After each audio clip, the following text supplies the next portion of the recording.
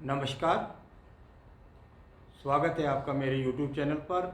मैं पंडित अंशी शर्मा। आज मैं आपको बताने वाला हूँ, हस्तरेखाओं के बारे में बताया, उंगलियों के बारे में बताया जाता है, परंतु हाथ के उभय पर्व पर, हाथ के पृष्ठ पर होने वाले बाल, यानी आपके हाथ की उंगलियों पर बाल हो सकते हैं, आपके हाथ के पृष्ठ पर बाल हो सकते हैं, आपके अंगूठे पर बाल होते हैं, और इन बालों का आपके जीवन से, आपके हस्तरेखा विज्ञान में किस तरीके से हम विस्तृत उसको जानकारी देते हैं, उसके बारे में मैं आपको आज बता रहा हूँ।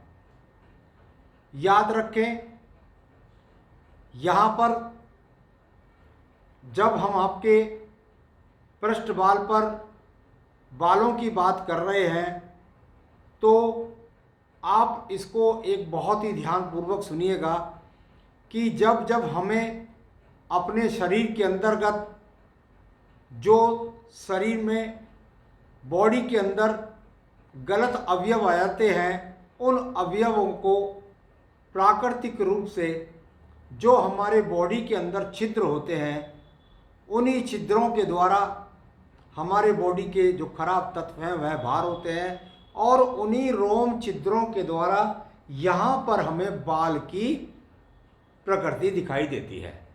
यानी ये जो रोम छिद्र हैं, इन रोम छिद्रों के अंदर से बाल निकलते हुए प्रतीत होते हैं, और जो आँखों से, नंगी आँखों से भी देखी जा सकते हैं, और साथ ही साथ सूक्ष्मदर्शी के द्वारा भी देखे जा सकते हैं।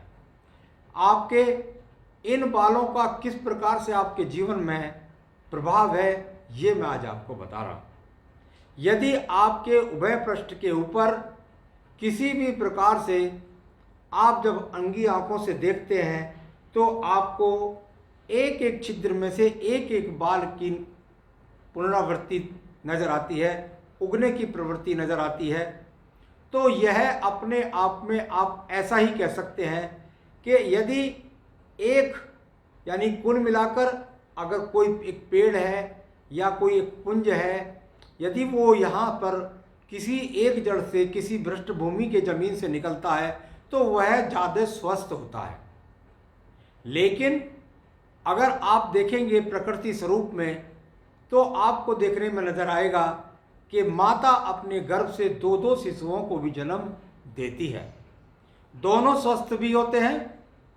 उसी प्रकार से अगर आपके रोम छिद्रों से यहाँ पर अगर कोई भी बाल नहीं है तो यह अपने आप में एक अशुभ संकेत होता है पुरुष के लिए। लेकिन स्त्री के हाथों के अंदर बालों का यहाँ पर होना, वह मेरे अनुभव से कुछ अशुभ माना जा सकता है। यानी अगर प्राकृतिक रूप से देखेंगे तो पुरुष तत्व और स्त्री पक्ष के अंदर भगवान जिस तरीके से हमें मूछ देता है, दाढ़ी देता है, लेकिन स्त्रियों में नहीं देता।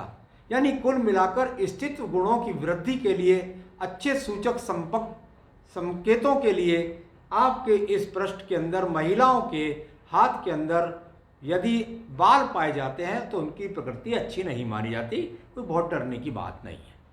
यहाँ पर अगर पुरुष प्रवृत्ति के अंदर एक बाल निकल रहा है छिद्र से तो शुभ कहलाता है, यदि दो छिद्र बाल भी निकल रहे हैं तो वह भी शुभ कहलाते हैं। लेकिन बहुत सारे व्यक्तियों के हाथ के अंतर्गत यहाँ पर, हाथों के या पृष्ठ पर बहुत ज़्यादा बालों की प्रवृत्ति, एक एक छिद्र से 5-5, 4-4 बाल निकल जाते हैं और पूरे बालों का एक गुच्छा सा यहाँ पर नजर आता है। यह अशुभता का संकेत है। इससे अगर पूरा वर्णन करने लग जाए हस्तरेखा का, ऐसा मैं नहीं कह रहा भाई, यहाँ हस्तरेखाओं को भी देखना होगा, लेकिन इस चीज़ को भी थोड़ा सा आकलन अगर आप नज़दीकी से बैठें तो देख लेना चाहिए। चलिए, तो ये यहाँ पर हो गया। बहुत शुभता का संकेत अंगूठे से मिलता है, इसका उंगलियों से मिलता है इनका। यदि आपकी उंगलियों पर और आपके अंगूठे पर यहाँ इस जगह मध्यम से थोड़ा सा नीचे की तरफ अगर आपके हाथ के अंदर ये बाल 2 संख्या 3 संख्याओं तक हैं तो ये बहुत शुभ कहलाते हैं। यदि ये ज़्यादा प्रवृत्ति में होंगे तो फिर ये घने सारे होंगे, फिर उनकी प्रवृत्ति अच्छी नहीं है। आपकी उंगलियों पर यदि ये बाल हैं तो ये बहुत अच्छा संकेत है। ये यहाँ पर आपको मिलेंगे आपके अंगूठे के या उंगली के मध्य से और यहाँ प्रथम पर्व की जहाँ उत्पन्नता होती है उसके बीच में। कभी कभी यहाँ भी देखने में बहुत कम हाथों के अंदर नज़र आते हैं, तो इनको देख लेना चाहिए। इनकी उंगलियों पर जो बाल हैं उनको देख लें। यहाँ हाथ के पीठ पर कम बाल हैं, हाथ के पीठ पर ज़्यादा बाल हैं, इसको देख लेना चाहिए। जिसके ज़्यादा बाल होते हैं उनकी जीवन के अंदर कुछ जिद की प्रवृत्ति होती है, कुछ बहुत ज़्यादा जुनून होता है, बहुत ज़्यादा सोचते नहीं हैं, अनट तरीके से अपने काम को कर जाते हैं, जिससे उनके जीवन के अंदर उनको नुकसान का सामना करना पड़ जाता है। हमारे विज्ञान के अंदर अगर इन बालों की प्रवृत्ति को भी आप यदि जोड़ लेंगे तो आपको बहुत अच्छी जानकारी आप हस्तरेखा को देखने में प्राप्त कर सकेंगे। तो आज मैंने आपको बताया कि हाथ के उभय पृष्ठ के ऊपर यदि आपके बाल उंगलियों पर हों, हाथों पर हों, पुरुष स्त्री के में हों, तो वह किस प्रकार से लाभ और हानि आपके जीवन में देते हैं। आगे भी मैं अन्य विषयों को लेकर आपको समय समय पर अवगत कराता रहता हूँ। नमस्कार।